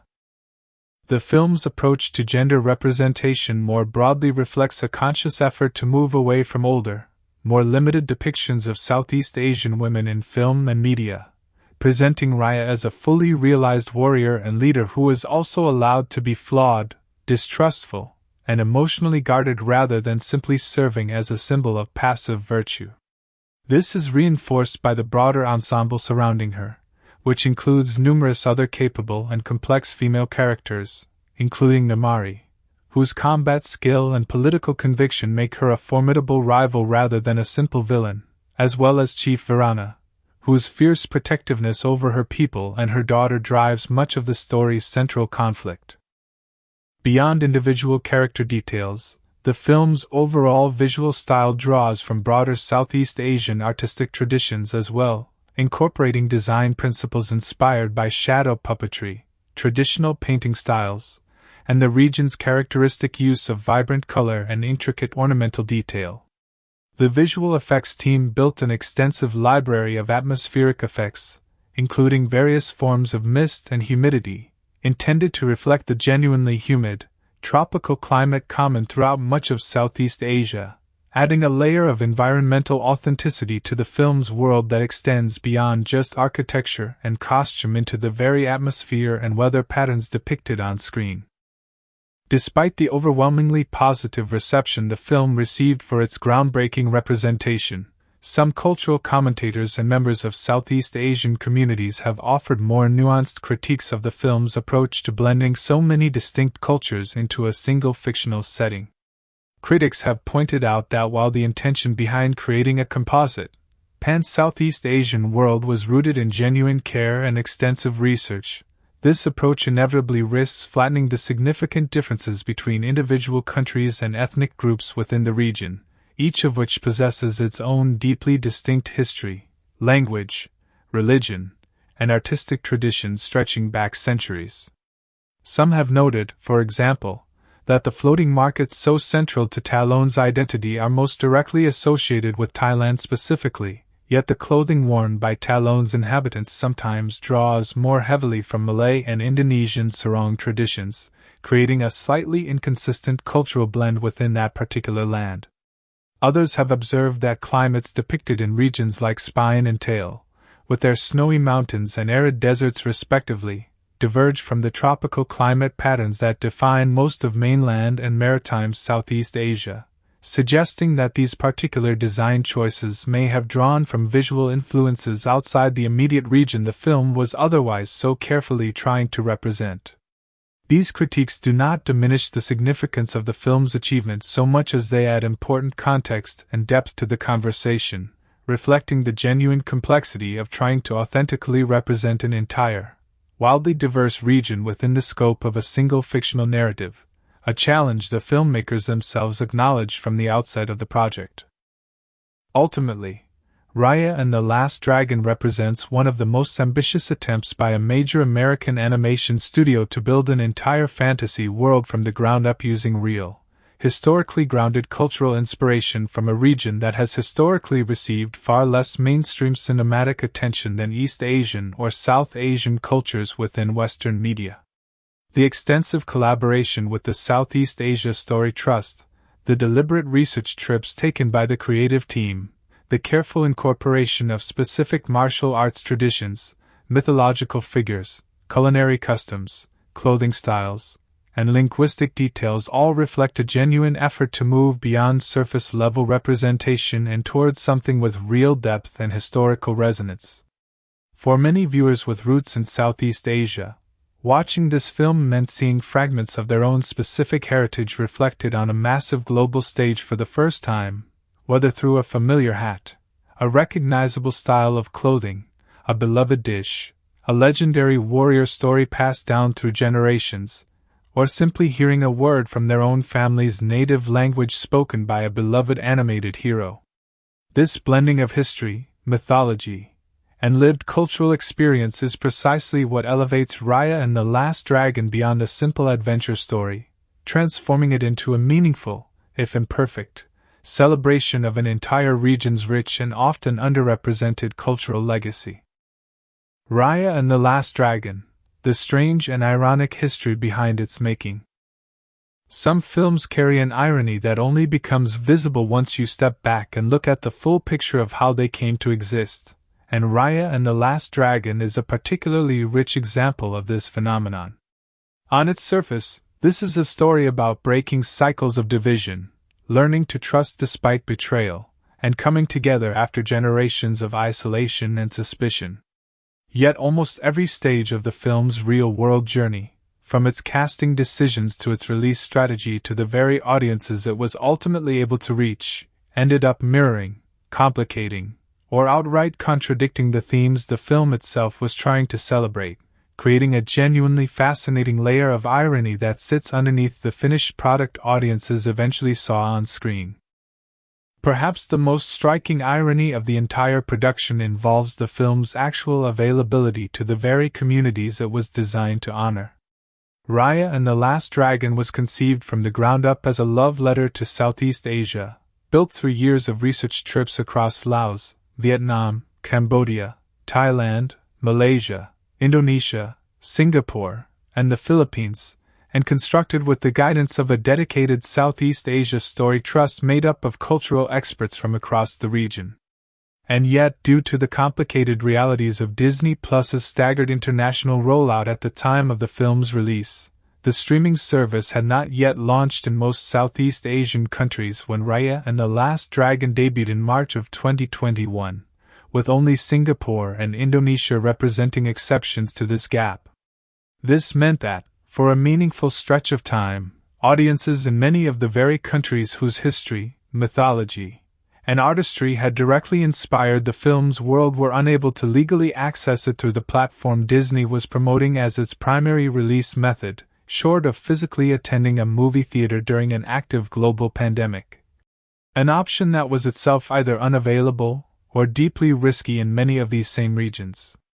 A film explicitly created to center and celebrate Southeast Asian culture was, for a period, more difficult for many Southeast Asian audiences to actually watch than it was for audiences in other parts of the world, a contradiction that did not go unnoticed by critics and cultural commentators following the film's rollout.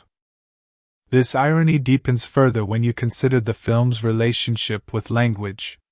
Despite being steeped in Vietnamese, Malay, Thai, Filipino, and Indonesian cultural references, complete with specific words like ba for father and small Vietnamese phrases woven directly into the dialogue, the film's Asian language dubs were not immediately available when it launched in the United States. It was not until several months later, on June 4, 2021, that Disney Plus finally added Indonesian, Malay, Thai, and Vietnamese language dubbing options for American audiences, with additional Asian language dubs in Cantonese, Japanese, Korean, and Taiwanese Mandarin following even later. A film built around the idea of finally letting audiences see themselves represented authentically on screen initially reached many of them only in English, requiring a considerable wait before viewers could experience Raya's journey in the very languages that had inspired so much of her story and her world in the first place.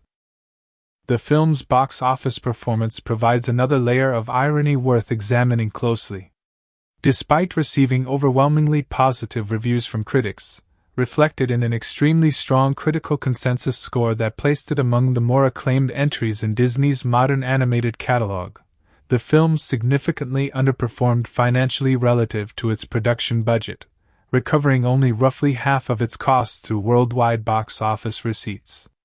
This created what industry observers sometimes refer to as an acclaimed flop, a film beloved by critics and many audiences alike that nonetheless struggled commercially, largely due to circumstances entirely outside the film's own quality or content, namely the fact that it launched into a theatrical marketplace still severely disrupted by pandemic-related closures, capacity restrictions,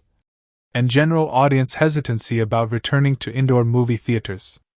In something of an ironic silver lining given the earlier streaming availability gap, once the film did eventually become accessible throughout more of Southeast Asia, it reportedly performed comparatively well in that specific region. meaning that the very audience initially locked out of easy access to the film ended up becoming one of its stronger pockets of box office support once that access barrier was finally removed. The casting history of the film's lead role carries its own quietly ironic story, one that involves a rather remarkable twist for Kelly Marie Tran personally. When the film was first announced publicly at Disney's D23 Expo in 2019, the role of Raya had already been cast, with actress Cassie Steele, known for her work on the animated series Rick and Morty, and who is of half Filipina heritage, originally announced as the voice of the film's titular heroine. However, as the story and character continued to evolve throughout the ongoing writing and development process, the production team ultimately made the decision to recast the role, and it was Kelly Marie Tran who was brought on board in August of 2020 to take over as the voice of Raya. What makes this transition particularly ironic, and something Tran herself has spoken about with a mix of humor and reflection, is the fact that she had actually participated in the original round of auditions for the role of Raya during the earlier casting process and had not been selected the first time around. When she was later approached to step into the role following Steele's departure from the project, Tran was well aware that this same production team had previously auditioned her, passed her over, and cast someone else entirely, only to circle back to her later once the character's direction had shifted. According to director Don Hall, the original conception of Raya had been that of a more stoic, guarded loner, but as the writing process continued, the filmmakers began infusing the character with more warmth, humor, and a kind of loose swagger reminiscent of Star-Lord from the Guardians of the Galaxy franchise, and it was this evolved version of the character that ultimately led the team back to Tran,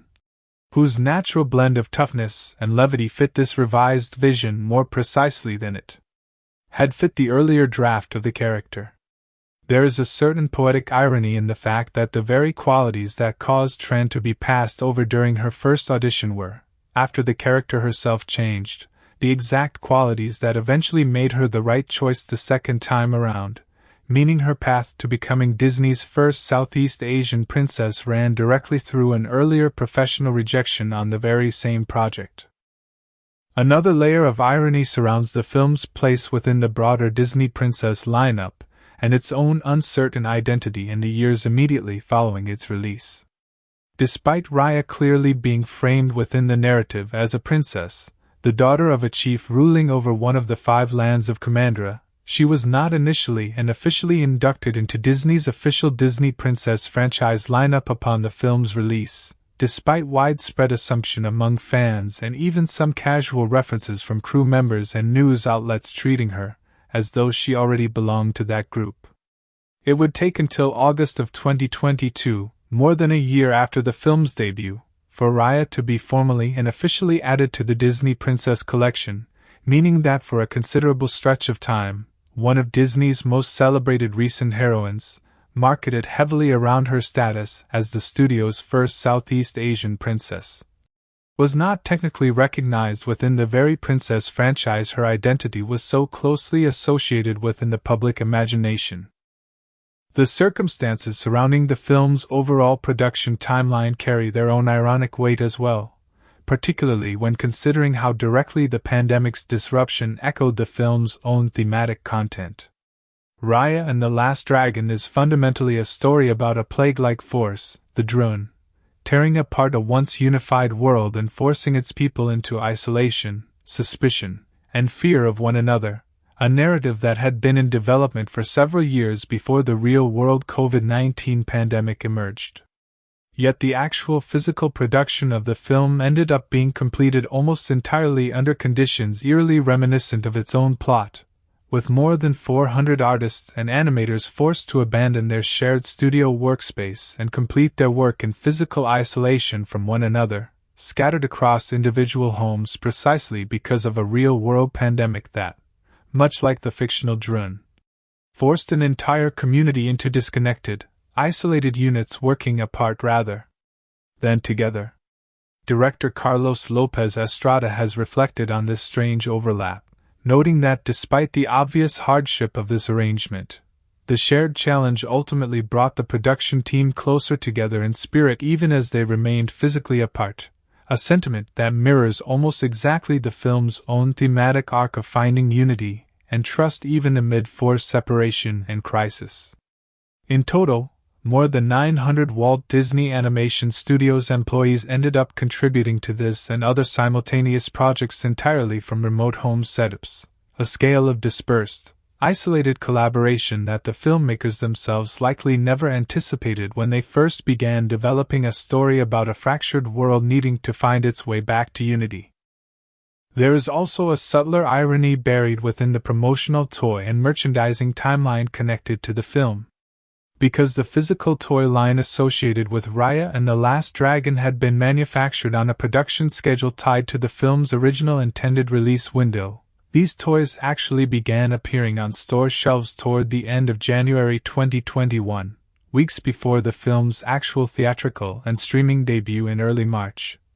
Meaning that eager shoppers could purchase action figures and merchandise for characters from a film they could not yet watch, based on a release date that had already shifted due to pandemic-related delays affecting the broader production and marketing calendar. The film's soundtrack carries its own small but notable irony as well. The film's central theme song, titled Lead the Way, was performed by the artist Aiko, who is of Japanese descent, meaning that the film's emotional musical centerpiece, the song meant to encapsulate the spirit of a story built entirely around Southeast Asian culture and mythology, was ultimately performed by an artist whose own heritage traces to East Asia rather than to any of the specific Southeast Asian nations the film's narrative and visual world drew from so extensively. This detail fits into a broader and more serious critique that emerged following the film's release, one focused on the composition of its voice cast more generally. Despite the story's setting and inspiration being so thoroughly rooted in Southeast Asian culture, the majority of the principal voice cast members brought on to play its characters were of East Asian rather than Southeast Asian heritage, with performers of specifically Southeast Asian background, including Kelly Marie Tran, whose family is Vietnamese, Talia Tran, also of Vietnamese descent, Isaac Wong, who has Laotian heritage, Ross Butler, who is part Malaysian, and Patty Harrison, who is part Vietnamese, representing a smaller portion of the overall ensemble relative to castmates of Chinese, Korean, or broader East Asian descent. This created a genuinely ironic tension at the heart of the film's identity, a production built with extraordinary care and research specifically to honor Southeast Asian culture, yet one whose casting did not always fully mirror that same specific regional focus. A gap that many critics and commentators highlighted as an important and somewhat uncomfortable contradiction within an otherwise celebrated effort at authentic representation. Yet another layer of historical irony involves the timing of the film's production relative to a major internal shakeup at Walt Disney Animation Studios itself. For roughly 15 years leading up to this film, John Lasseter had served as the guiding creative force overseeing essentially every animated feature released by both Pixar and Walt Disney Animation Studios, exercising an extraordinary level of influence over the studio's creative direction throughout that entire period. However, in 2017, Lasseter took a leave of absence following public allegations regarding inappropriate behavior, and by 2019 he had departed from the company entirely. Raya and the Last Dragon holds the distinction of being the very first Walt Disney Animation Studios feature film in more than 15 years, dating back to Chicken Little in 2005, to be produced entirely without any involvement whatsoever from Lasseter at any stage of its development. There is a certain quiet symbolism in the fact that a film so thematically focused on breaking old, entrenched cycles and building something new through fresh trust and collaboration also happened to represent the studio's first major theatrical release built completely outside the shadow of a single dominant creative gatekeeper who had shaped nearly every animated film that came before it for well over a decade. The film's connection to earlier Disney projects adds another layer of interconnected irony as well, this time involving a small but beloved Easter egg hidden within one of its bustling marketplace scenes. As Raya makes her way through the crowded floating market of Talon in search of gem fragments, eagle-eyed viewers can spot Hey Hey, the endearingly dim-witted rooster from Disney's earlier animated hit Moana, standing beside a market vendor's stall with a basket comically placed over his head. What makes this small cameo appearance particularly amusing in hindsight is that, according to director Don Hall, Hey Hey very nearly did not survive the writing and story development process for Moana at all, having been considered for removal from that earlier film entirely because his character initially was not adding meaningful value to that story,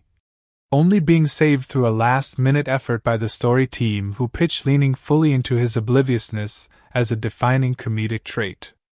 A character who almost never existed in his original film ended up not only surviving that earlier production but going on to make a surprise crossover cameo appearance in an entirely different Disney film years later. A small but charming reminder of how uncertain and fragile even beloved character details can be during the filmmaking process before they eventually become fixed. Memorable pieces of animation history. The martial arts choreography woven throughout the film carries its own layer of quiet historical irony as well, particularly regarding representation within the industry responsible for bringing these traditions to the screen. Writer Kang Nguyen, himself a lifelong martial artist, was deeply committed to ensuring that the various Southeast Asian fighting styles depicted throughout the film, including Penchak Silat, Muay Thai, Arnis, Krabi Krabong, and traditional Vietnamese wrestling, were represented with real technical accuracy rather than being flattened into a generic, westernized approximation of Asian combat. To help realize this vision, Nguyen specifically recommended his longtime friend and collaborator Maggie MacDonald to choreograph the film's fight sequences, drawing on her established expertise choreographing combat across film, television, video games, and stage productions. There is a layer of quiet irony worth noting in how deeply personal and specific this creative decision was, given that the broader industry conversation happening at the exact same time the film was being developed and released was heavily focused on criticizing Hollywood's historical tendency to treat all Asian martial arts as interchangeable.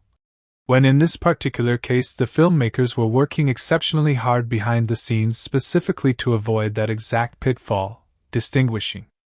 carefully between numerous distinct regional fighting traditions rather than collapsing them into a single generic style, even as broader public criticism of the film's overall casting choices sometimes overshadowed just how much specific effort had gone into this particular aspect of cultural authenticity.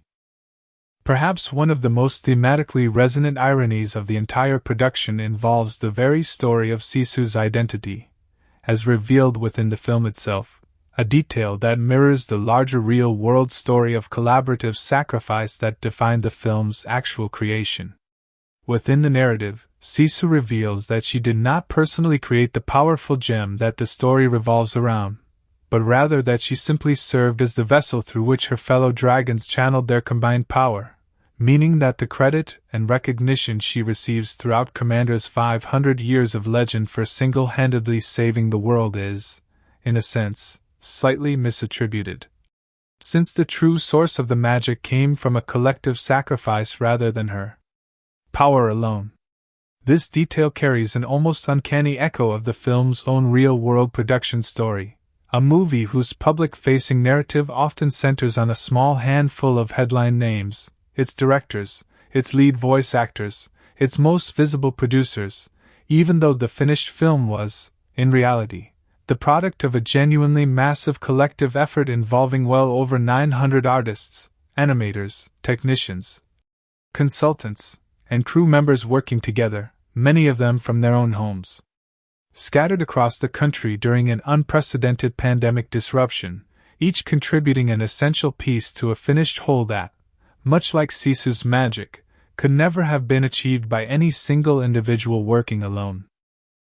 Taken together, these various threads of irony scattered throughout the film's development, casting, release, and reception create a fascinating secondary narrative that exists alongside the story audiences actually see on screen. A film about healing division found itself briefly unavailable to the very audiences whose culture it was built to honor. A film about trust being extended despite past betrayal found its lead actress cast in a role she had once been rejected from on the very same project. A film about a fractured world finally reuniting was itself made by a fractured, physically separated production team scattered across hundreds of individual homes due to a real-world crisis eerily similar to the fictional plague at the center of its own story. And a film whose central magical mystery revolves around the hero receiving credit for a victory that was actually the product of many contributors working together mirrors almost perfectly the enormous, uncredited collective effort of the hundreds of real people who quietly made the entire finished film possible. These layers of irony do not diminish the film's genuine achievements or its heartfelt message, but rather add a rich and thought-provoking dimension to its history, reminding audiences that even the most carefully constructed, deeply researched, and thoughtfully intentioned films are still shaped by the messy, unpredictable, and often deeply ironic realities of the real world in which they are made.